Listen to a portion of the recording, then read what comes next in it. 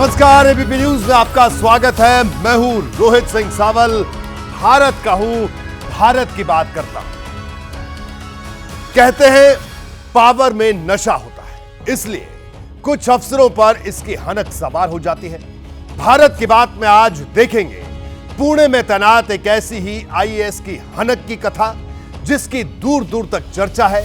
ABP पर इस महिला अफसर ने खुद पर लगे आरोपों पर सफाई भी दी है। आपको उनका पक्ष भी सुनवाएंगे। साथ ही होगी बात बीएसपी सुप्रीमो मायावती के आकाश मार्ग की। आखिर बीएसपी अध्यक्ष भतीजे आकाश आनंद को बड़े फैसले के लिए किस तरह से फ्री हैंड दे रही हैं, इसका हर पहलू में आपको बताऊंगा। आज बात अभिनेत्री से सांसद बनी कंगना रनौत की भी होगी, जिनका एक बयान सुर्खियों में है। इसमें वो अपने क्षेत्र के लोगों से खुद से मुलाकात, आधार कार्ड साथ लाने को कह रही हैं कि तभी आप मुलाकात कर सकते हैं जब आप आधार कार्ड साथ लेकर आएंगे। आपको बताएंगे कि आखिर उन्हें इसकी जरूरत क्यों पड़ी। लेकिन सबसे पहले बात कुदरत के अलार्म की, जो हर दिन सुनाई दे रहा है। आज फिर पहाड़ के टूटने और तटबंधों के ध्वस्त होने की खबरों ने देश को सहरा दिया। हिमाचल प्रदेश में हिमालय ने क्रोध गर्जना की, तो उत्तराखंड में फिर लैंडस्लाइड ने डरा दिया। यूपी से लेकर बिहार तक सैलाब सितम ढा रहा है, तो देश की राजधानी दिल्ली के लोगों को कल आधी रात के बाद रथ जगा करना पड़ेगा। क्यों? देखिए ये खास रिपोर्ट।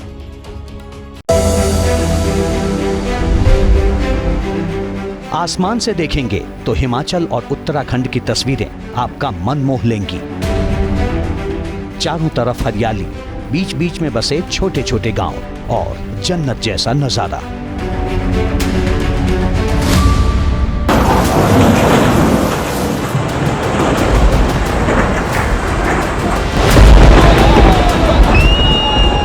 लेकिन जैसे ही जमीन पर आएंगे तो यही पहाड़ आफत की वजह बन गए हैं।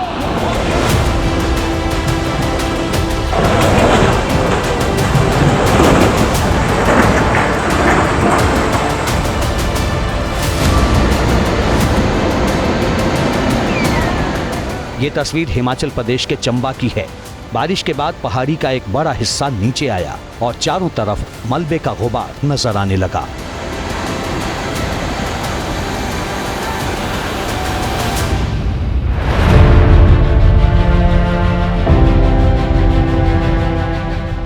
अब एक दूसरी तस्वीर देखिए। ये तस्वीर उत्तराखंड के चमोली की है। कर्मचारी यहां सड़क पर गिरे बोल्डर हटा रहे थे, तभी पहाड़ पर फिर से लैंडस्लाइड हुआ और कर्मचारी जान बचाकर वहां से भागने लगे।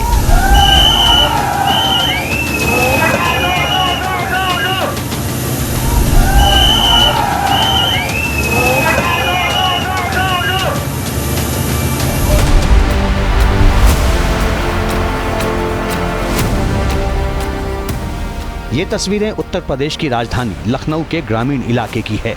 जहां तक देखिए सिर्फ और सिर्फ पानी नजर आएगा। पानी में ढक चुके रास्ते से ही स्कूली बच्चे गुजरते दिख रहे हैं। हालात ये हैं कि गोमती नदी का पानी लोगों के घरों में घुस चुका है।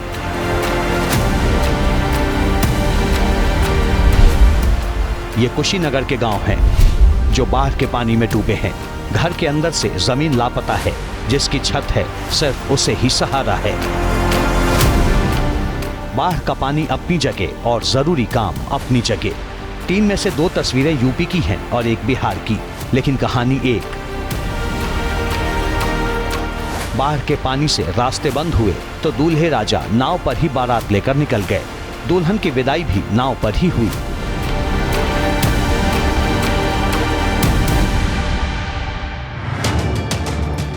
बाढ़ ने लोगों को बेचारा बना दिया है और प्रभावित लोगों का हाल जानने सरकार उनके बीच पहुंच रही है। श्रावस्ती में सीएम योगी बाढ़ पीड़ितों के बीच पहुंचे, राहत सामग्री बांटी और भरोसा दिया कि सरकार पूरी तरह बाढ़ पीड़ितों के साथ है। सीएम योगी ने उन लोगों को सहायता राशि भी दी जिन्होंने अपनों को बाढ़ में खोया है। हाल तो बिहार का भी बेहाल है। कोसी बैराज से छोड़ा गया 4 लाख क्यूसेक पानी जगह जगह तबाही मचा रहा है। तेजस्वी यादव जिस राघोपुर क्षेत्र से विधायक हैं, वहां किसानों की फसल बर्बाद हो गई है। कुछ ऐसा ही हाल मुजफ्फरपुर का है। हमारी संवाददाता निधि श्री जब एक गांव पहुंची तो हालात परेशान करने वाले दिखे। मुजफ्फरपुर के बोचहा इलाके में इस वक्त मैं मौजूद हूं और आपको मेरे सहयोगी राजेंद्र के कैमरे से चारों तरफ पानी नजर आएगा। ये बूढ़ी गंडक नदी का पानी है जो पिछले 1 महीने से इस इलाके में पहुंच चुका है और ऐसी मुसीबत है कि यहाँ लोगों को अपने घर जाने के लिए नाव का सहारा लेना पड़ता है।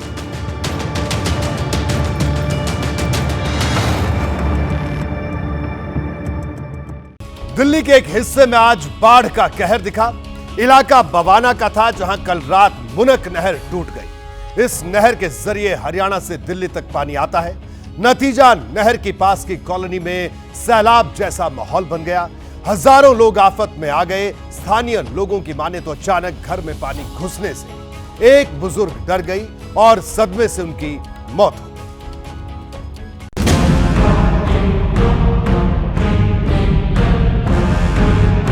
पहली नजर में देखकर भला कौन यकीन करेगा कि ये देश की राजधानी दिल्ली है। उत्तरी दिल्ली के बवाना में मुनक नहर का एक हिस्सा पानी का दबाव झेल नहीं पाया और टूट गया। नतीजा, पास की जे कॉलोनी बाढ़ में डूब गई। आफत आधी रात को आई। जब तक लोग कुछ समझते, घर, गली, मोहल्ले सब के सब सैलाब में घिर चुके थे। कुछ घंटों के लिए तो हाहाकार जैसे हालात बन गए। जिनके घरों में बाढ़ का पानी घुस आया वो सुरक्षित जगहों पर जाने को मजबूर थे। कमर तक पानी के बीच से उन्हें होकर गुजरना पड़ा। तस्वीरें आप देख सकते हैं, ये पूरी गली जलमग्न है और लोग अपने सर के ऊपर यहाँ पे दिल्ली जल बोर्ड का एक पानी का टैंकर लगाया गया है और वहाँ से पानी लेकर अपने घरों तक जा रहे हैं। लेकिन हालात अभी भी ऐसे नहीं हैं कि वो अपने घरों में जाके कुछ कर पाए। जी भैया, क्या हालात है? हाल बहुत बुरा है सर, दरारें आ गए हैं घर में। इतने पानी हुए थे, अभी तो निकल गए हैं सर। 1-1.5 फीट पानी भरा हुआ है। 1.5 फीट पानी घर में है तो गलियों में कितना होगा? गलियों में तो और जाता है। गली में होगा कम से कम कमर के बराबर आ रहा है गली के अंदर। सड़कों पर कई फीट भरे पानी के बीच बड़े, बुजुर्ग, बच्चे और महिलाएं महफूज जगहों तक पहुंचने की जद्दोजहद करते दिखे। देश की राजधानी की ये वो तस्वीर है जिसे देखकर कोई भी पानी पानी हो जाए। सुबह 6 बजे के बाद से यहाँ पे प्रशासनिक अमलों का आना जाना शुरू होता है और कह सकते हैं कि अभी भी इस घटना के तकरीबन 16 से 18 घंटे हो चुके हैं और अभी भी जिस तरह के इंतजाम होने चाहिए थे वो नहीं है। तमाम इलाकों में जल जमाव है और लोग दाने दाने को मोहताज हैं क्योंकि रात में अचानक 12 बजे के करीब ये पानी आया, क्योंकि ये पानी अनायास आया जिसके बारे में सोचा नहीं था। नहर के टूटते ही ये पूरा इलाका जलमग्न हुआ। हैरान करने वाली बात है कि पिछले कई दिनों से कंक्रीट की दीवारों वाली मुनक नहर के पास के हिस्से में लीकेज था, लेकिन इसे पूरी तरह से बंद नहीं किया गया। ऊपर से बारिश के इस मौसम में नहर में हरियाणा की तरफ से ज्यादा पानी आ रहा है, जिसके कारण ये खतरा बना हुआ था। अगर समय रहते एहतियाती इंतजाम किए गए होते तो यहाँ रहने वाले हजारों लोग ये त्रासदी नहीं झेलते। स्थानीय लोगों की माने तो अचानक पानी आने से सदमे में एक महिला की मौत हो गई। 1 मिनट के अंदर उनकी मौत हो गई। घबराहट की वजह से कि मैं जाऊं तो जाऊं कहां, घर में तो पानी आने लगा, इस वजह से उनकी मौत हो गई। कौन थी आप? मेरी माँ थी। अभी मैं अंतिम संस्कार करके शमशान घाट से ही आ रहा हूँ। प्रभावित इलाके का दिल्ली की जल मंत्री आतिशी और बीजेपी सांसद योगेंद्र चंदोलिया समेत कई नेताओं ने जायजा लिया। अब इस बाढ़ पर सियासत तेज हो चली है। आज इनके घर में चूल्हा नहीं जला है, आज इनके घर में बिजली इसलिए काट दी गई कोई बड़ी दुर्घटना ना हो जाए। अभी एक व्यक्ति मुझे बता रहा था कि जब पानी अचानक आया तो एक बुजुर्ग माता जी को हार्ट अटैक हो गया। उसको लगा कि मैं पता नहीं जीवित रहूंगी नहीं रहूंगी, मेरे बच्चों का क्या होगा, इसकी जिम्मेदारी कौन लेगा? दूसरा, ये आरोप प्रत्यारोप का समय नहीं है। अभी तो सबसे जरूरी है कि किसी तरह से ब्रीच को वॉर फुटिंग पे ठीक किया जाए। आई थिंक आज लेट नाइट तक रिपेयर का काम पूरा हो जाना चाहिए और कल दोपहर तक कनाल में पानी फिर से आ जाएगा। तो खैर, ये तो बात थी बाढ़ और बारिश की। बढ़ते आगे और अब बात महाराष्ट्र की खबर की करते हैं। महाराष्ट्र कैडर की ट्रेनी IAS पूजा खेडकर इस वक्त सुर्खियों में। वजह पद की हनक से जुड़ी है। पूजा पर कई आरोप लगे हैं। इनमें केबिन के लिए सीनियर से भिड़ने से लेकर अवैध ढंग से लाल बत्ती लगाने के आरोप भी हैं। उनके घर आज पुलिस पहुंची तो अलग बवाल सामने आया। यह खबर दिलचस्प और उन अफसरों को सावधान करने वाली है जिनके सेवा भाव पर पद का गुरूर हावी होने लगता है।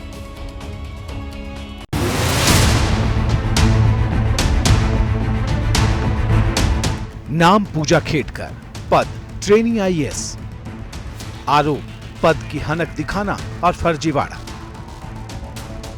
महाराष्ट्र के पुणे की रहने वाली पूजा खेडकर उस परीक्षा में कामयाबी के झंडे गाड़ती हैं जिसे पास करने में बड़े बड़े फेल हो जाते हैं। एग्जाम में पास होने के बाद मसूरी में आईएएस की ट्रेनिंग भी पूरी करती हैं और बतौर सहायक जिलाधिकारी पहली ज्वाइनिंग गृह जिले पुणे में ही हो जाती है। पहला सवाल तो यही उठा कि गृह जिले में पहली पोस्टिंग होने के पीछे महज संयोग है या फिर जुगाड़ वाला प्रयोग। बात आगे बढ़ती है। ट्रेनी आईएएस पूजा खेडकर दफ्तर पहुंचती हैं, लेकिन दफ्तर में विवाद हो जाता है। वजह पूजा को माना जाता है। आरोप लगे कि मनचाहे केबिन के लिए पुणे के डीएम से ही भिड़ गईं। डीएम ने शिकायत की तो दूसरे जिले में ट्रांसफर हो गया। लेकिन मामला खत्म नहीं हुआ। अब नया विवाद यह आया कि पूजा खेडकर की नियुक्ति में कई लूप होल हैं। पूजा खेडकर ने यूपीएससी परीक्षा के लिए कुछ सर्टिफिकेट लगाए थे जिसमें दावा किया था कि आंखों से साफ साफ दिखाई नहीं देता, यानी अभ्यर्थी विजुअली इंपेयर्ड है। ऐसा करने से अभ्यर्थी को पासिंग मार्क्स में छूट मिलती है। पूजा ने परीक्षा पास की तो यूपीएससी ने मेडिकल जांच के लिए बुलाया, लेकिन कहा जा रहा है कि कई बार बुलाने के बाद भी पूजा ने अलग अलग वजह बताकर मेडिकल टेस्ट नहीं करवाया। एक बार तो पूजा ने किसी दूसरी जगह कराया, मेडिकल सर्टिफिकेट दिखा दिया। इसके बाद पूजा के चयन को यूपीएससी ने कैट में चैलेंज किया, लेकिन फिर भी पूजा को आईएएस की कुर्सी सौंप दी गई। इसी पर आरटीआई एक्टिविस्ट ने सवाल उठाए हैं। जो व्यक्ति खुद ऐसे कुछ गफला करके आया है वो एडमिनिस्ट्रेटिव सर्विसेज में के काबिल नहीं है कि इनके पीछे कोई ना कोई पॉलिटिकल ताकत है। पूजा खेडकर ने 3 जून को पुणे में ज्वाइनिंग की और तब से ही सुर्खियों में है। कभी बंगला मांगने को लेकर, तो कभी अलग कार मांगने को लेकर, तो कभी केबिन मांगने को लेकर। पूजा खेडकर को 5वीं मंजिल पर ही ऑफिस चाहिए था, तो दूसरी तरफ प्रशासन की तरफ से गाड़ी न दिए जाने के बावजूद वो खुद की ऑडी कार से इस कार्यालय में आती थी और उस ऑडी कार पर उन्होंने एक ऑरेंज कलर का दिया भी लगाया हुआ था, जो दिया हम अमूमन सरकारी गाड़ियों के ऊपर देखते हैं। पूजा के आईएएस बनने में कई तरह के पेच सामने आए हैं। पूजा के पिता दिलीप खेडकर महाराष्ट्र में क्लास 1 ऑफिसर रहे हैं। हाल ही में लोकसभा चुनाव भी लड़ा। हलफनामे में 40 करोड़ की संपत्ति बताई, लेकिन पूजा ने ओबीसी कोटे से नौकरी हासिल की थी। खुद को नॉन क्रीमी लेयर स्टेटस का बताया था और पिता से अलग रहने की बात कही थी। कहा तो ये भी जा रहा है कि मनचाहे केबिन के लिए पूजा के पिता भी कलेक्ट्रेट पहुंचे थे और अधिकारियों को धमकाया था। पुणे के एडिशनल कमिश्नर अजय मोरे 18 जून से 20 जून के दौरान मुंबई में मंत्रालय में काम के लिए गए थे। पूजा खेडकर ने अजय मोरे जो एडिशनल कलेक्टर हैं उनके एंटी चैम्बर को ही खुद का ऑफिस बना डाला। इस एंटी चैम्बर में जो सोफ़ा था, जो टेबल और कुर्सियाँ थी, वो उन्होंने हटा दी और वहाँ पर फर्नीचर लगाने को कहा और अपना एक अलग ऑफिस उन्होंने एंटी चैम्बर में शुरू किया। मामला सुर्खियों में आया तो पुलिस वाले पूजा खेडकर की उस ऑडी कार की जांच करने पहुंचे जिस पर लाल बत्ती लगाने की बात सामने आ रही, क्योंकि ट्रेनी आईएएस लाल बत्ती का इस्तेमाल नहीं कर सकता। लेकिन परिवार की हनक देखिए, पुलिस वालों के बाहर खड़े होने के बावजूद किसी ने दरवाजा नहीं खोला। एक महिला ने घर के अंदर से मीडिया के कैमरे पर हमला करने की कोशिश की और अब पूजा खेडकर की सफाई भी सामने आ चुकी है। Government rules do not allow me to speak anything on this matter. So I'm sorry, I cannot speak anything. Maharashtra की ये लेडी आईएएस विवादों में घिर चुकी हैं। पहली पोस्टिंग से लेकर मेडिकल जांच और ओबीसी सर्टिफिकेट से लेकर लाल बत्ती का घेरा है। अब पूजा का क्या होता है, ये जांच करने वाले पर निर्भर है। ट्रेनी आईएएस पूजा खेडकर को लेकर सामने आई जानकारी के मुताबिक वो मेडिकल टेस्ट को लेकर गंभीर नहीं थी। यूपीएससी की परीक्षा में उन्होंने अपनी आंख की रोशनी को कमजोर बताया था, लेकिन कई बार जांच के लिए बुलाए जाने पर भी नहीं पहुंची। 22 अप्रैल 2022 को पूजा को दिल्ली एम्स में बुलाया गया, लेकिन वो कोरोना का हवाला देकर नहीं पहुंची। 26 मई 2022 को दिल्ली के सफदरजंग अस्पताल बुलाया गया, फिर भी नहीं पहुंची। 1 जुलाई 2022 को फिर दिल्ली एम्स बुलाया गया, लेकिन पूजा यहां भी नहीं पहुंची। 26 अगस्त 2022 को फिर से दिल्ली एम्स बुलाया गया। इस बार वो पहुंची जरूर, लेकिन तब जांच नहीं हो पाई। 2 सितंबर 2022 को जब एमआरआई के लिए बुलाया गया तो आरोप है कि पूजा ने दूसरी जगह की रिपोर्ट पेश कर दी। सवाल यही खत्म नहीं होते, सवाल ये भी उठ रहे हैं कि ट्रेनिंग के बाद जब पहली पोस्टिंग के लिए पूजा को भंडारा भेजने का फैसला हुआ तो तैनाती की जगह कैसे बदल दी गई और किस तरह पूजा को अपने गृह जिले पुणे में पोस्टिंग मिल गई। क्या इसके पीछे कोई जुगाड़ था? यह अपने आप में बड़ा सवाल है। विधानसभा चुनाव की आहट के बीच हरियाणा में सियासी गहमा गहमी बढ़ गई है। वजह है इंडियन नेशनल लोकदल और बीएसपी की तरफ से गठबंधन का ऐलान। यह घोषणा इंडियन नेशनल लोकदल के अभय चौटाला और बीएसपी के आकाश आनंद ने की। इस ऐलान के वक्त सबकी नजरें आकाश आनंद पर टिकी थी, जिन्होंने हर लाइन में मायावती का नाम लिया।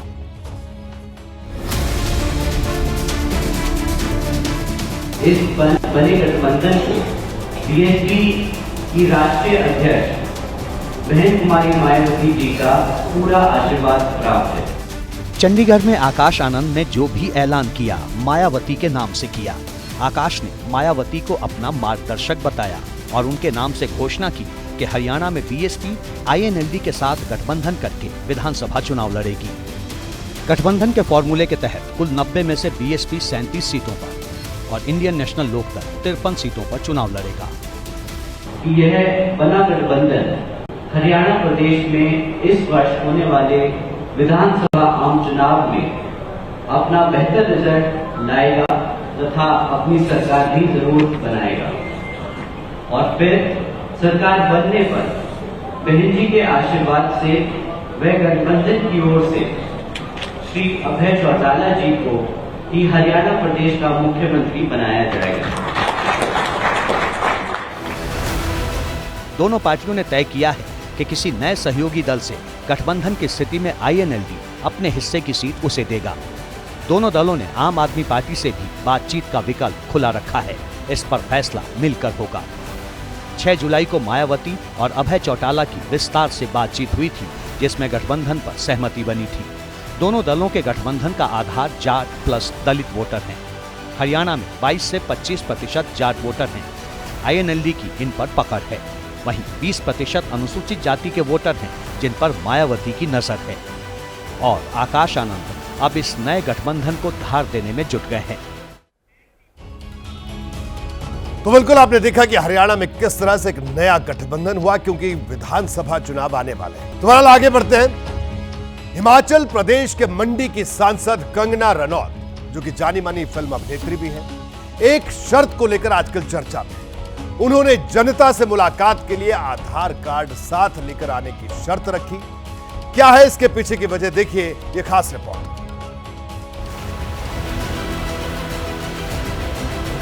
मंडी की माननीय सांसद कंगना रनौत ने अपने क्षेत्र के लोगों को खुद से मुलाकात के लिए बड़ी नसीहत दी है। लक्ष्य है कि जो जनता है वो यहाँ आकर हमसे जुड़े, ना कि सिर्फ काम करवाने के ही उपलक्ष्य से आए।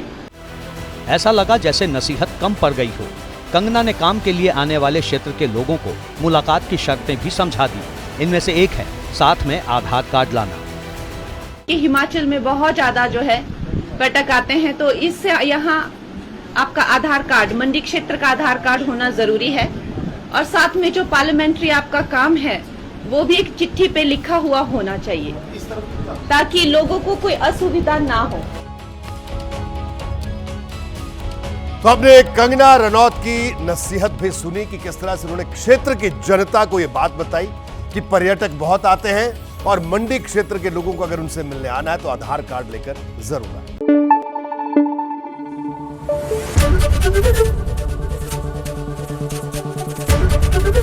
एबीपी न्यूज आपको रखे आगे।